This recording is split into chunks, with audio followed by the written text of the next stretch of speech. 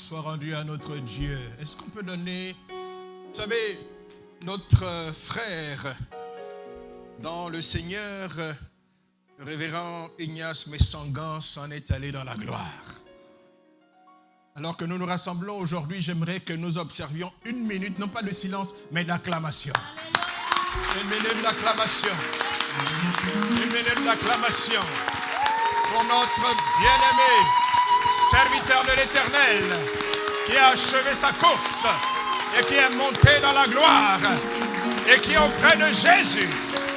Alléluia. Merci Seigneur pour ton serviteur. Merci Jésus. Alléluia. Gloire te soit rendue. Merci Papa. Merci Papa pour notre frère qui est maintenant avec toi. Au nom de Jésus. Amen. Alléluia. Veuillez vous asseoir, je vous prie. Je vous salue tous au nom de notre Seigneur Jésus-Christ. Alléluia. À Jérusalem, on dit Shalom. Parce qu'en fait, Shalom, c'est le nom de notre Seigneur. La Bible dit qu'il est le prince de la paix. Alléluia. J'ai la responsabilité de partager aujourd'hui sur ce thème tiré du psaume 33, verset 12. Heureuse la nation dont l'Éternel est Dieu. C'est une réflexion que je voudrais mener avec vous autour de la réalité pour l'Église d'aujourd'hui du psaume 33, verset 12. Je vais articuler mon partage, la réflexion autour de 4 points.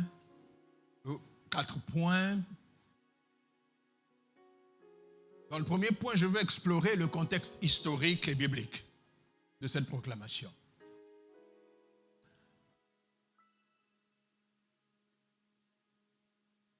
Dans le deuxième point, je voudrais parler de l'Église en tant que nouveau peuple de Dieu aujourd'hui par rapport à la proclamation du psaume 33, verset 12. Avant de terminer, je vais explorer avec vous les implications de cette proclamation, le psaume 33, verset 12, pour les leaders de l'Église que nous sommes. Et enfin, je terminerai par voir avec vous les promesses de bénédiction et le si conditionnel qui est adressé à l'Église. Heureuse la nation.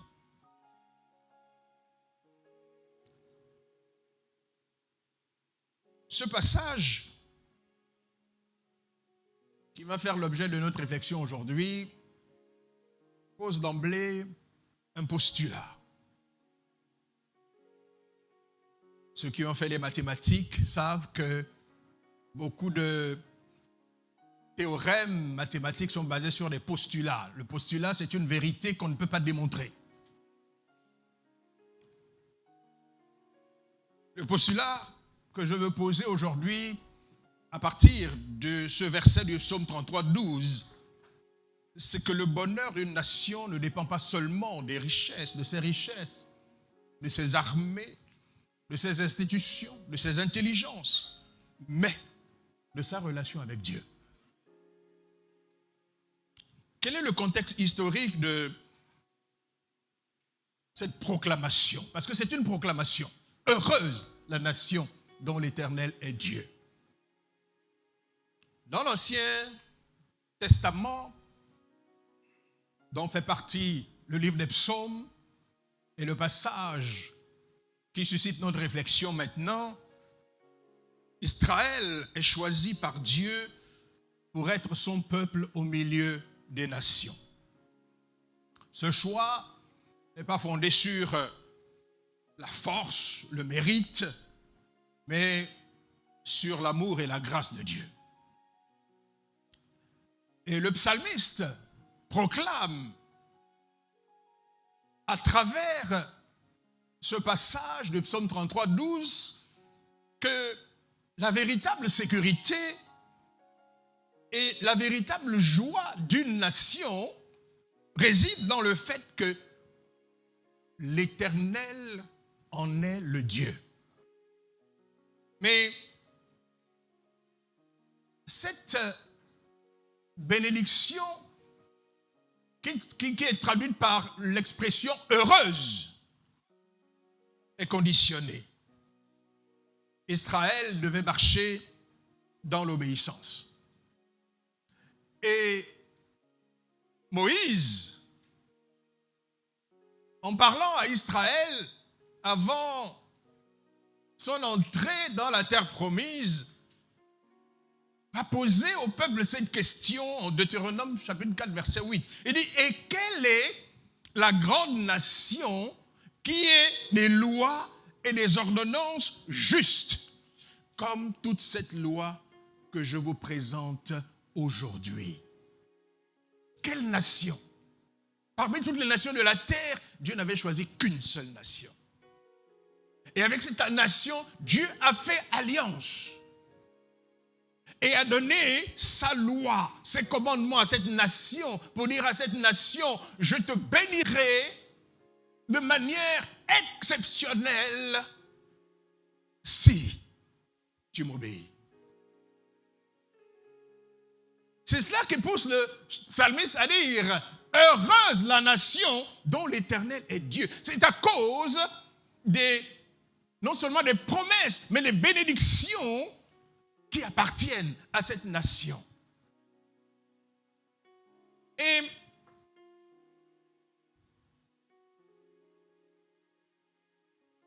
le but de Dieu, en faisant alliance avec Israël, était qu'au travers de la descendance d'Abraham, d'Isaac et de Jacob, le salut puisse être révélé à l'humanité tout entière à travers le Messie, Yeshua, le Fils de Dieu, qui va s'incarner au travers d'Israël, la nation que Dieu avait choisie du milieu de toutes les nations.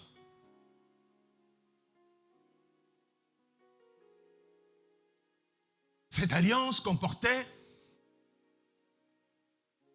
des promesses de bénédiction terrestre pour ce peuple-là, appelé à être l'instrument de Dieu pour le salut du monde entier. Rappelez-vous que Dieu avait dit à Abraham en Genèse 12, versets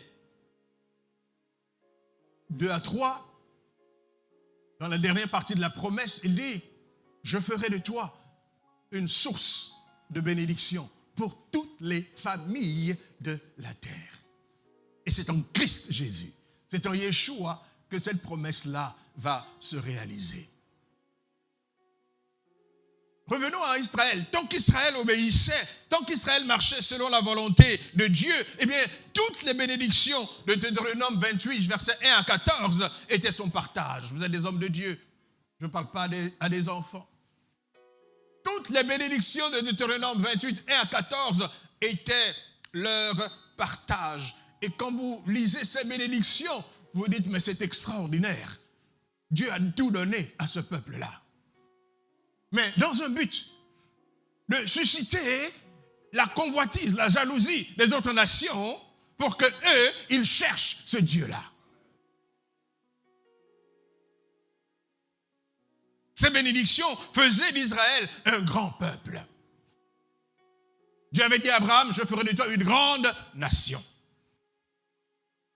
Elle faisait d'Israël un peuple prospère, un peuple supérieur, un peuple invincible.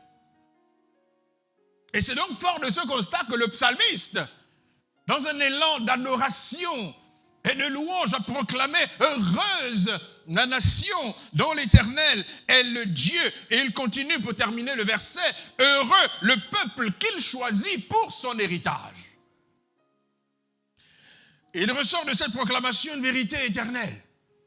Un principe divin. Dieu bénit et rend prospère ceux qui marchent avec lui. Ceux qui lui appartiennent. Parce qu'il est un grand Dieu. Et cette attitude de Dieu envers ses enfants est beaucoup plus destinée aux autres, destinée à toutes les nations de la terre, afin qu'il y ait une différence entre ceux qui le servent et ceux qui ne le servent pas. Dieu répand en abondance ses richesses et ses bénédictions sur ceux qui lui appartiennent sur la terre, pour montrer aux hommes, aux nations, que c'est lui seul qui est Dieu au-dessus de toutes choses, afin de les amener à lui, afin de les convertir de l'idolâtrie à la foi au Dieu vivant. Et c'est ça le but de Dieu. C'est ça le but que Dieu poursuivait avec les nations avant la venue de Christ, par son alliance de bénédiction avec Israël, le peuple qui s'était choisi. Mais aujourd'hui, l'Église est le peuple de Dieu, appelé à manifester son royaume dans chaque nation. L'Église, aujourd'hui, fait face à cette proclamation. Heureuse la nation dont l'Éternel est Dieu. Et donc, si nous acceptons que nous, Église, sommes ce peuple choisi du milieu des nations, eh bien, l'Église, comme vous le savez, est répandue dans toutes les nations de la terre aujourd'hui. Vous allez jusqu'aux extrémités de la terre, l'Église est là. Il n'y a pas aujourd'hui sur la terre un seul endroit où l'Église n'a été implantée. On dit que la ville la plus éloignée de Jérusalem, rappelez-vous que le mandat a été donné depuis Jérusalem. Donc, l'extrémité de la terre, c'est par rapport à Jérusalem. La ville géographique la plus éloignée de Jérusalem se trouve dans le sud de la Nouvelle-Zélande. L'extrême pointe de la Nouvelle-Zélande. Et devinez le nom de cette ville. Elle s'appelle Christchurch.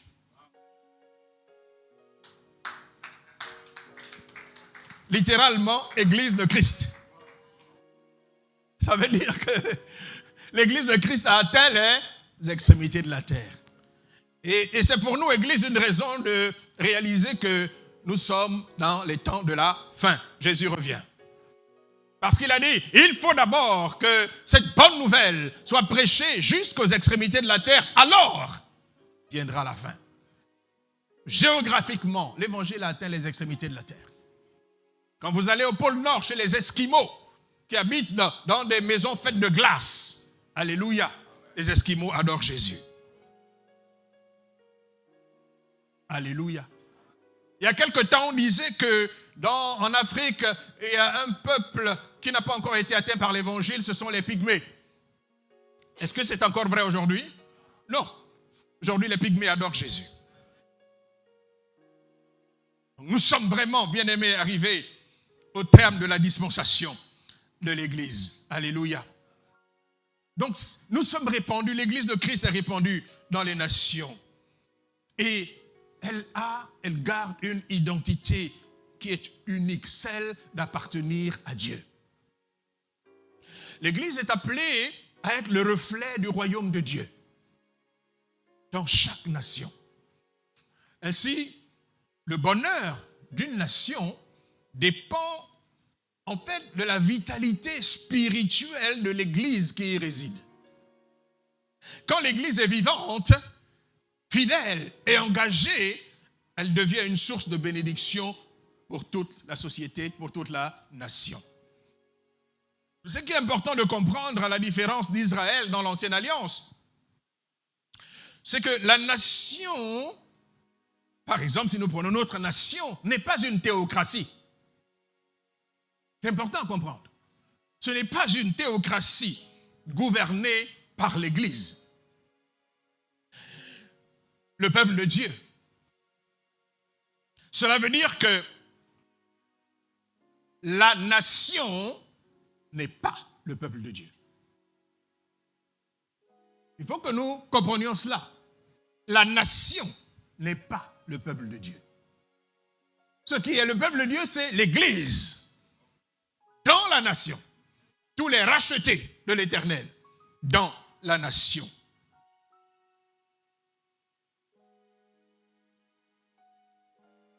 Pierre, chapitre 2, verset 9, dit, vous êtes, en parlant de l'Église, des rachetés, il dit, vous êtes une race élue, un sacerdoce royal. C'est l'Église qui représente dans chaque nation le royaume de Dieu. Et donc, c'est à l'Église d'imposer par la proclamation de l'Évangile l'adoration du vrai Dieu, du Dieu d'Israël dans la nation. De manière que progressivement, la nation, dans sa dominance, appartienne à Dieu. C'est un espace qu'il faut conquérir au fur et à mesure.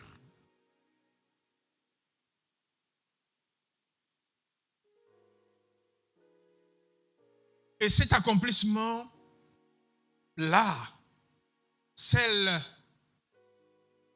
d'avancer, de conquérir la nation par l'Évangile, rencontre la parfaite volonté de Dieu. Selon 1 Timothée 2,4 qui veut que toutes les nations soient sauvées et parviennent à la connaissance de la vérité. Cela veut dire au final que le bonheur d'une nation va dépendre de la présence et du témoignage de l'Église en son sein. On ne peut pas proclamer heureuse la nation dont l'Éternel est Dieu lorsqu'on sait que au moins 50% de la nation est idolâtre.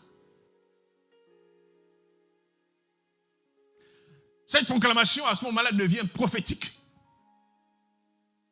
Parce que c'est avec le travail de conquête, on va dire, de colonisation spirituelle, que petit à petit, on gagne l'espace de la nation à Dieu.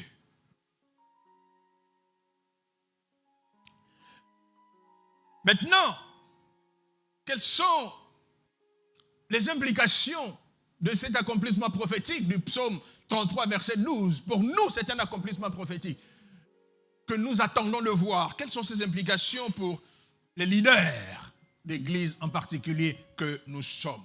Bien-aimés, chers responsables, notre rôle est crucial dans l'accomplissement de cette proclamation prophétique du psaume 32, verset 12. Heureuse la nation dont l'Éternel est Dieu. Premièrement, c'est un appel à l'obéissance et à la sainteté.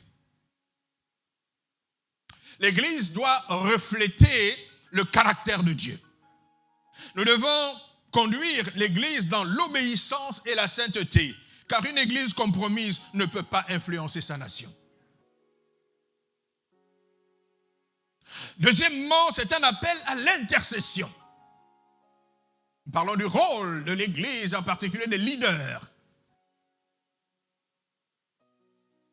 Nous connaissons tous cela et je crois que dans chacune de nos églises, nous nous attelons à cela.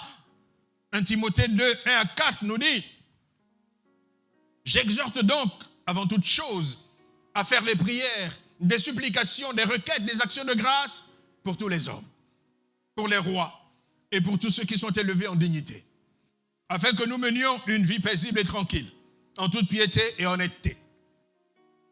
Cela est bon et agréable devant Dieu notre Sauveur, qui veut que tous les hommes soient sauvés et parviennent à la connaissance de la vérité. Prier pour la nation, prier pour ses autorités, prier pour son peuple est notre responsabilité en tant qu'Église et leader dans la nation. Peu importe si nous aimons nos leaders ou si nous ne les aimons pas. L'ordre divin est que notre rôle en tant qu'Église, royaume de Dieu, dans la nation qui aspire à ce que ce royaume s'étende sur toute la nation, est de prier pour nos autorités, de prier pour le peuple de Dieu. Nous devons donc être finalement, nous sommes des intercesseurs,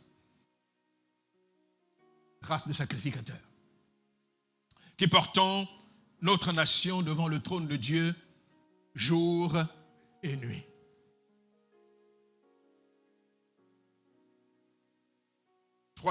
Troisièmement ou quatrièmement?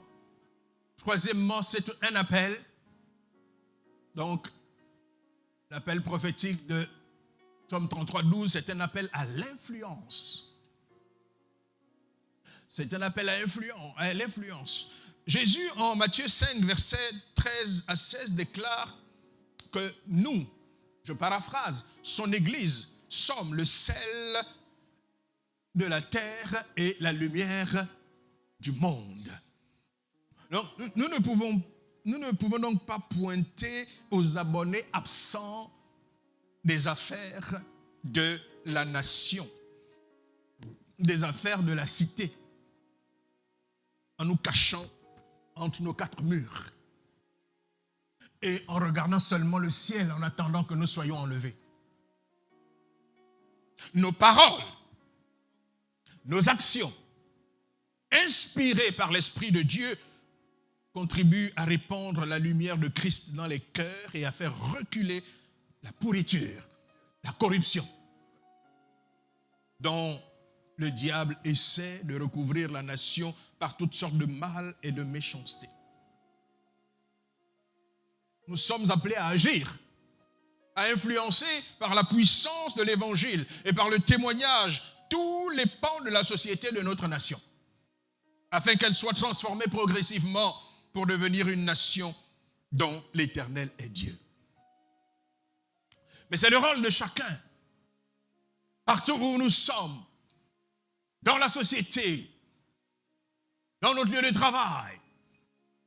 Ce poste de travail est un poste missionnaire. De ce poste missionnaire, nous sommes appelés à amener les hommes et les femmes à rentrer dans le royaume de Dieu. Parce qu'alors, nous leur présentons un royaume de Dieu qui comble leurs attentes et leurs aspirations. Alléluia. Nous sommes appelés à agir, à influencer partout où nous sommes, bien-aimés, afin que la société soit transformée progressivement pour devenir cette nation dont l'Éternel est Dieu. Nous sommes appelés à être le sel et la lumière, exerçant une influence spirituelle et sociale sur la nation. Quatrièmement, cinquièmement, c'est un appel à l'unité. Le psaume 33, verset 12. C'est un appel à l'unité. Parce qu'une église divisée perd son autorité spirituelle. Vous vous rappelez les premiers hommes après le déluge qui ont décidé de bâtir une tour qui touche le ciel pour combattre Dieu. C'était ça leur dessein. C'était sous la direction d'un grand homme appelé à l'époque Nimrod. Dans d'autres livres appelés Gilgamesh. Dieu va regarder ce qu'ils étaient en train de faire. Et voici ce que Dieu va dire.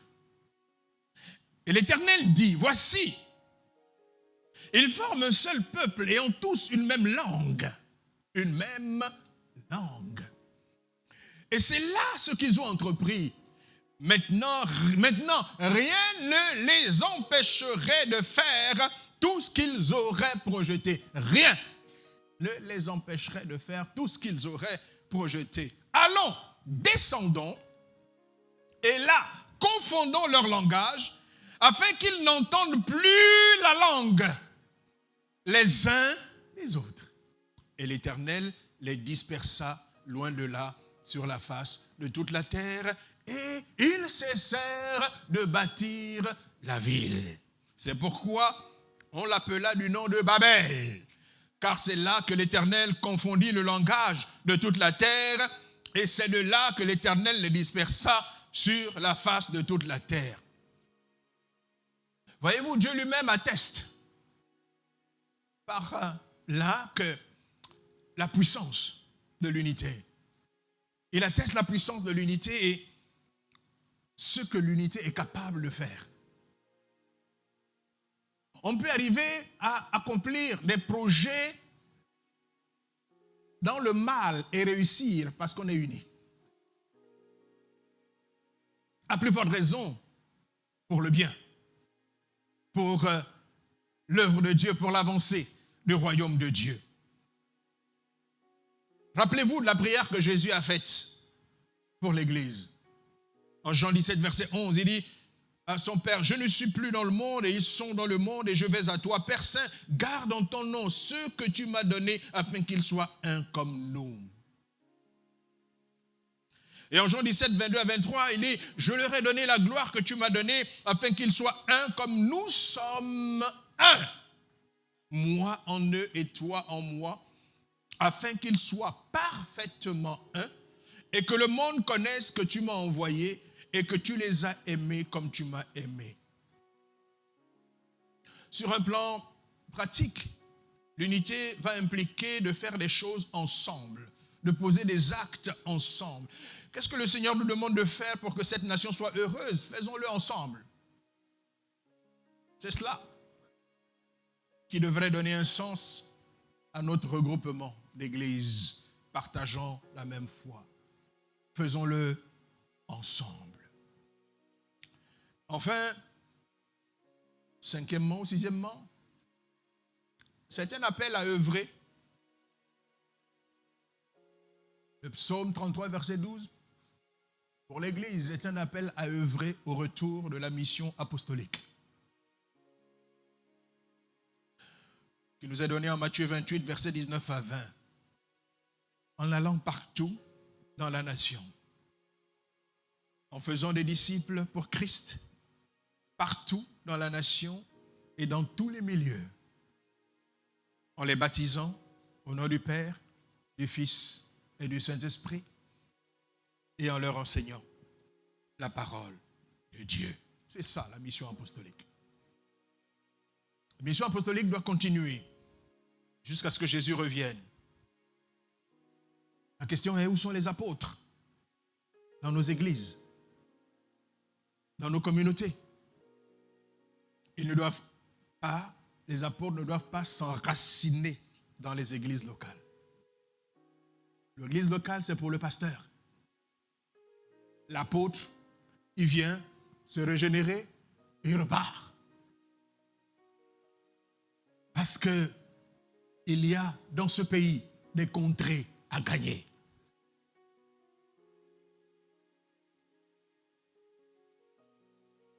Les apôtres doivent être envoyés. C'est cela que ça signifie. Ils doivent être envoyés dans les localités du pays avec derrière le soutien des églises auxquelles ils appartiennent. Et cela, bien sûr, sans compétition entre les églises. Parce qu'il y a assez d'âmes dehors et la pêche est trop importante pour qu'une seule église ou dénomination la porte. Voyez-vous, lorsque sur le conseil de Jésus, Pierre jette le filet du côté droit, le récit nous dit qu'il y avait tellement de poissons et de gros poissons dans les filets que Pierre et certainement son frère André, qui était dans cette barque-là, à eux seuls ne pouvaient pas tirer le filet dans la barque. Il a fallu qu'ils fassent appel à ceux qui étaient dans la barque voisine et qui se trouvent être les fils de Zébédée, n'est-ce pas, pour venir au secours, tendre la main d'association, n'est-ce pas, pour faire rentrer cette pêche miraculeuse dans la barque. Alléluia. Nous devons cultiver l'unité. Nous le disons toujours, mais nous ne la pratiquons pas. Il faut des actions pour pratiquer l'unité. Il faut des initiatives pour pratiquer l'unité. Alléluia. Nous devons de temps en temps sortir du confort de nos églises locales. Travailler ensemble. Alléluia. Donc ce sont là les défis qui doivent être relevés, je pense, par le REMPEC aujourd'hui, afin que se réalise la proclamation du psaume 33, verset 12. Parce que Jésus est à la porte et bientôt il revient nous chercher. Je termine par ce dernier point. Quand le psalmiste dit « heureuse la nation », ça exprime la joie. Qu'est-ce qui exprime la joie? Pourquoi y a-t-il de la joie? Mais parce qu'il y a la bénédiction. Parce que le pays a changé. Parce que le pays prospère. Aujourd'hui, quand vous prenez un taxi ou quand vous parlez avec les autres, c'est plutôt le murmure. C'est la complainte qui sort des bouches. Aujourd'hui, on ne peut pas dire « heureuse la nation ». Parce que l'Éternel n'est pas encore Dieu. L'Éternel est Dieu de l'Église. L'Éternel est Dieu sur les rachetés, le royaume qui le proclame, qui l'adore comme Dieu. Mais pas encore dans la nation. Donc il y a un travail à faire. Alléluia. Mais ces promesses de bénédiction dépendent de ce que l'Église va faire. Il y a un si qui se trouve là devant l'Église. Ceci, c'est quand l'Église commence à marcher fidèlement. C'est alors que la bénédiction de Dieu se répand sur la nation.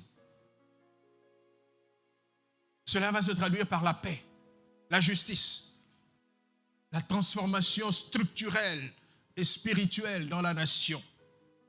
Alors l'Église devient un canal par lequel Dieu agit pour guérir les blessures de la nation et amener les cœurs à Christ.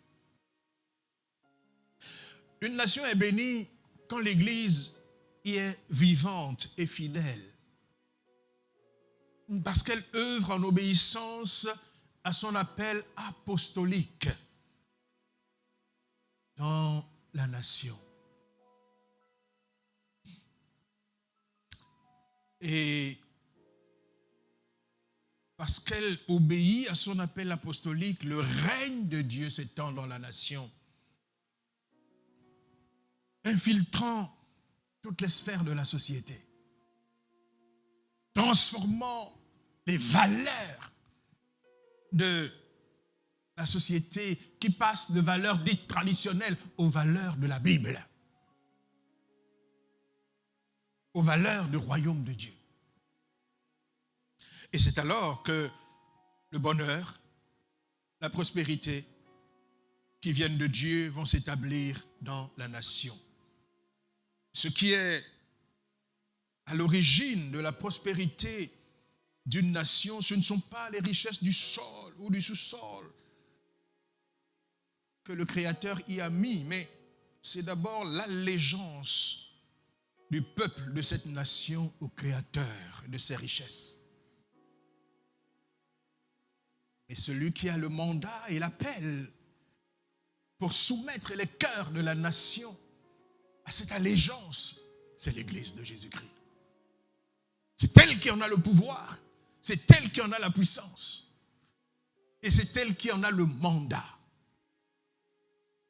Alléluia. C'est à l'Église que Jésus a dit, tu es Pierre et sur cette pierre je bâtirai mon Église. Il dit, dans cette version il est dit, ce que tu permettras sur cette terre sera permis dans les cieux. ce que tu interdiras sur cette terre sera interdit dans les cieux. Église, prends ton pouvoir et transforme le pays. Ce qui rend heureuse une nation, c'est le bonheur de ses habitants. Une nation ne va être heureuse lorsque ses habitants se plaignent.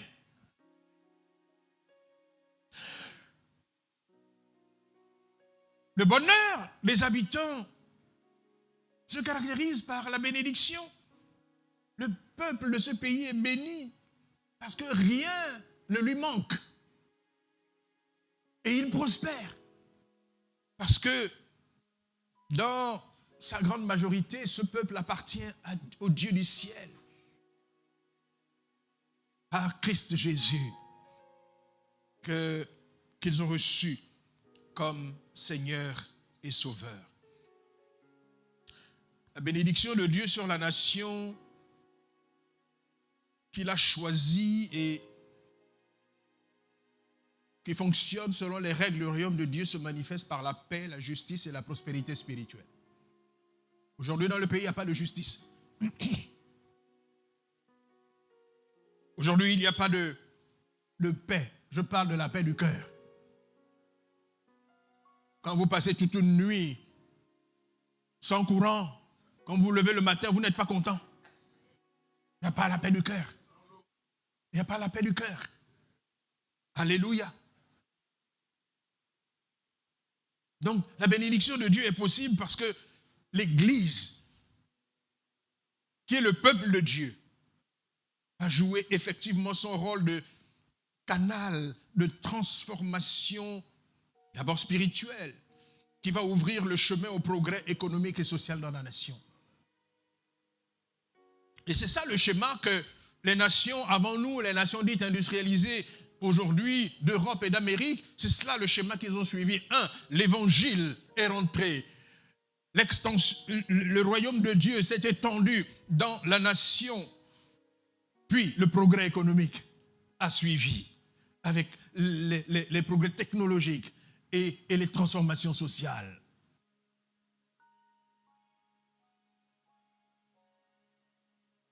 Alors, à ce moment-là, on pourra chanter dans la nation, comme le psalmiste. Heureuse la nation dont l'Éternel est Dieu. On pourra chanter parce que c'est réel. On pourra chanter parce que les bénédictions de Dieu sur la nation se voient. Elles sont devenues visibles. Elles ne sont plus de l'ordre de la prophétie. Alors, en conclusion, nous disons que cette proclamation, heureuse la nation dont l'Éternel est Dieu, ce n'est pas seulement une déclaration pour Israël, mais c'est une vérité universelle. Toute nation est bénie quand l'Église y est vivante et fidèle. Quand ce rassemblement, notre rassemblement ce matin soit un appel à l'engagement, que nous soyons des instruments pour que notre nation reconnaisse Dieu. Alléluia. Voilà l'appel du psaume 33, verset 12, pour chacun de nous, alors que nous allons retourner dans nos églises. Pensons au mandat qui est le nôtre. Pensons à la prophétie à l'accomplissement de laquelle nous sommes appelés à travailler pour le futur heureux de la nation. Alléluia. Demain, on pourra dire heureuse la nation dont l'Éternel est Dieu, parce qu'effectivement, 100% de la population de cette nation est convertie à Jésus. Alléluia. Que Dieu vous bénisse.